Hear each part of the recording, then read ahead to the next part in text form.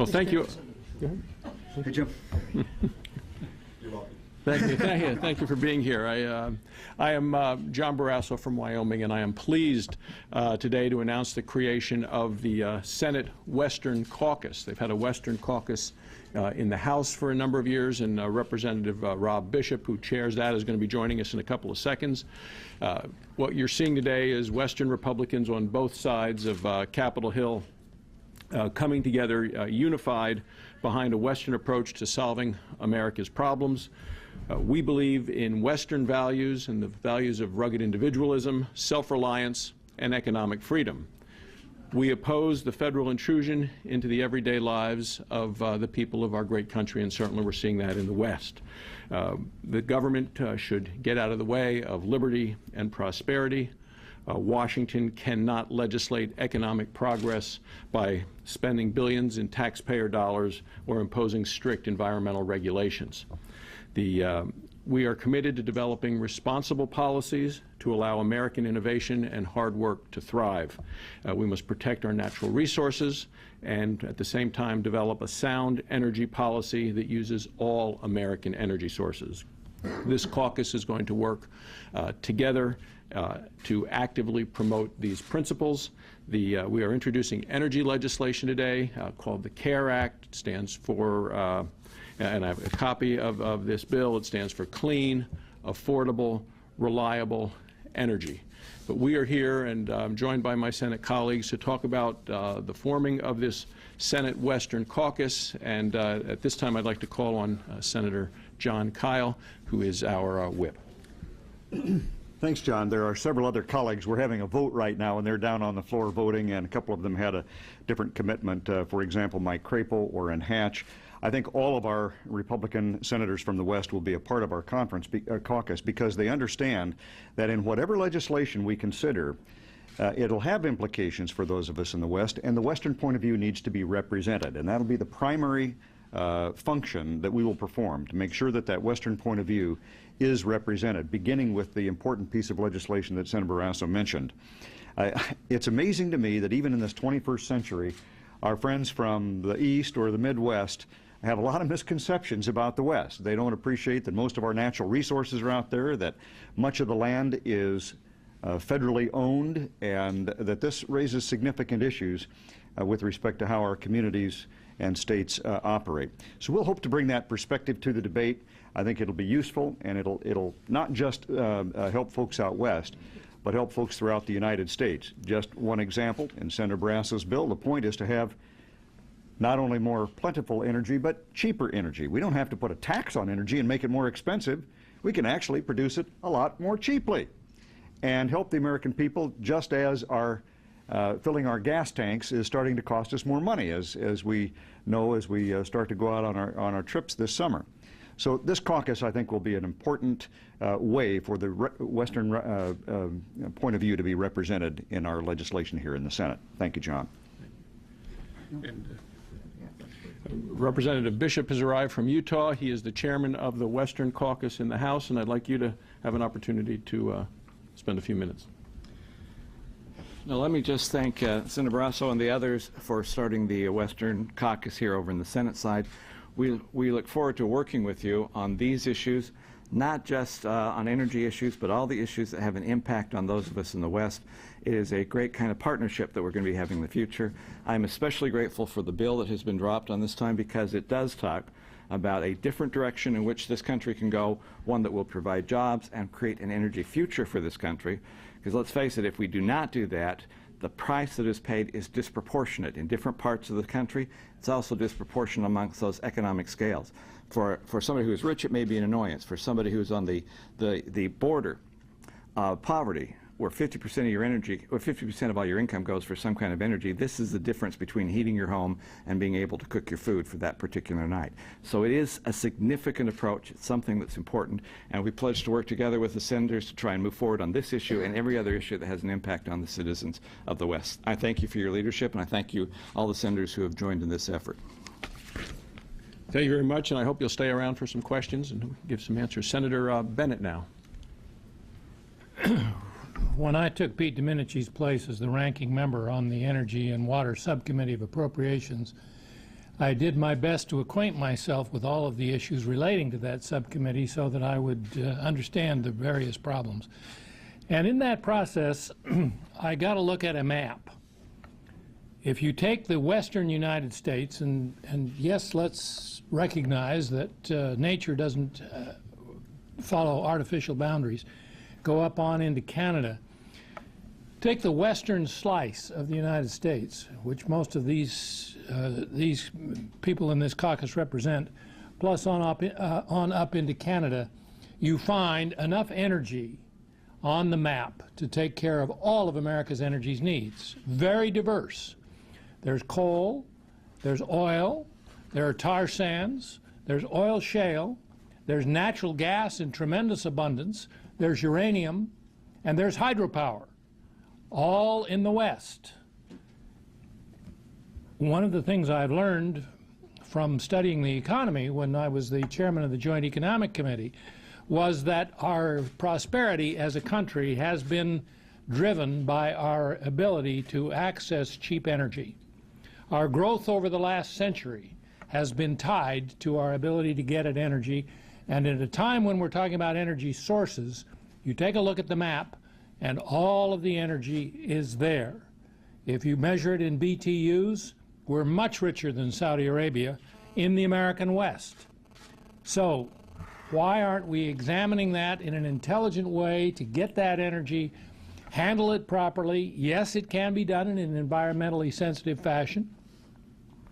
Why is it that there is opposition to using the uranium that's there to build nuclear plants, to using the hydro that's there to build dams and generate pure renewable energy, clean coal technology, natural gas? It's all there, and for whatever reason, we as a nation have been importing most of our energy from someplace else.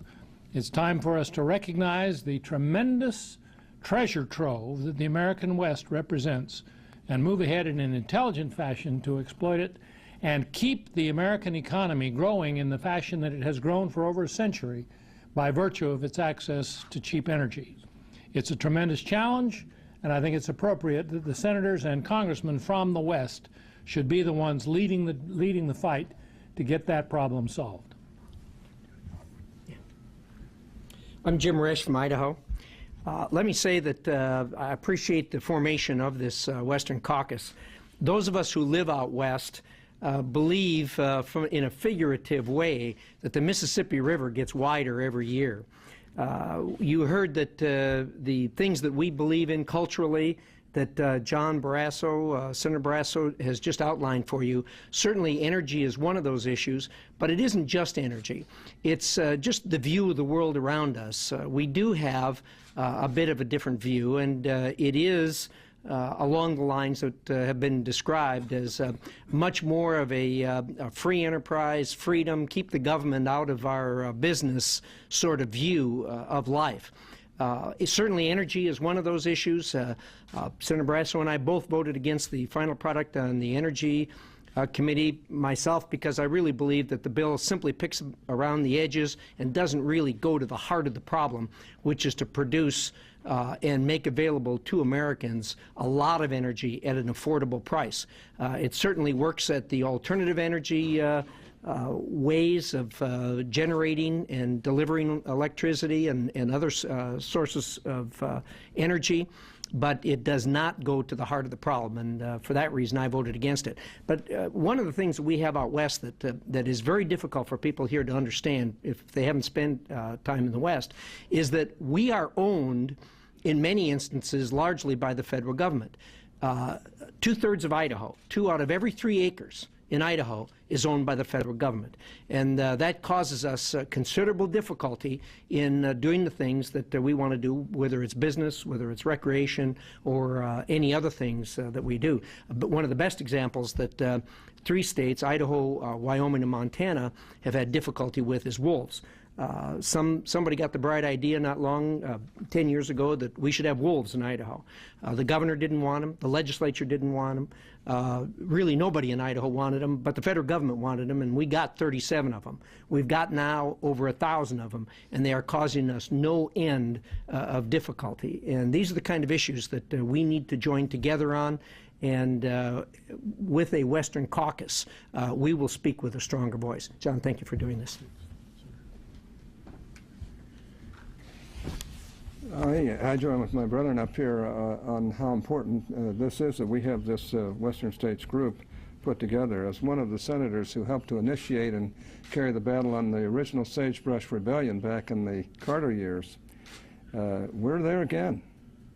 We had to really fight very, very hard to make sure that the West was treated fairly where most of the energy is.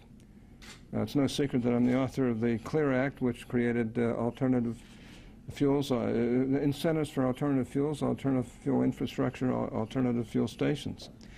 And I have to say that that's worked pretty well and helped to create the modern hybrid car industry. The Freedom Act, which is another bill that we worked on and passed in large measure, helped to develop the hybrid car industry. I might add those bills also helped to develop brought incentives to bear on solar, wind, geothermal, and even nuclear. And all of that's important. We all know that if we could ever reach 20% use of ethanol of our liquid fuels, that would be that would take the landmass of about 4 or 5 states. That's how ridiculous it is to think that's going to solve these problems. The other alternative things we want to do, we certainly want to do everything we can. But last time I heard, 95% of all of our energy needs, liquid fuel needs in particular, came from oil and gas. And I appreciate my colleagues pointing out that the West is where it's at. And that's what will help save this country. But we are highly owned by the federal government. In Utah, about 67% of our state is owned by the federal government. And yet we have the Saudi Arabia of coal tied up in a national monument. This is environmentally sound, high moisture content, low sulfur content coal. So we need to do this. I might add that one of the reasons we did the Sagebrush Rebellion was because of the unfair treatment that was brought forth against the West by the Carter administration. The impact of that was felt mostly by Westerners. But the anti-oil agenda being pursued by the current administration and congressional leadership will impact every American in higher gas prices, higher energy prices, and higher food prices. Now, we call ourselves the Senate Western Caucus, but we're fighting for all Americans who pump gas into their car, turn on their lights at home, or want to feed their children, you know, basically healthy, affordable meals. That's what our agenda really comes down to, and I want to congratulate my colleagues, the leaders here today, especially Senator Barrasso and Senator Bennett, Senator Risch, and really above all our counterpart in the House, Congressman Bishop, who happened to be leading this, and I'm going to do everything in my power to help this Western Caucus to do what really should be done in the best interest of our country. Well, that is, I want to thank the colleagues for all being here, and as Representative Bishop said, it's not just about energy, it's about energy, the economy, and our environment, and the people of the Rocky Mountain West know for sure we have been the best stewards of the land. It is still the place people want to come to visit. It is the place people love to go. And they say, this is perfect, this is wonderful. We wish our hometown on the east or west coast was like this. And yet we are also the place that has made more energy for the people of America than any place else. So we're going to continue to do the things we've done for at least 119 years that Wyoming has been a state, which is continue to promote energy for all of the people while preserving our environment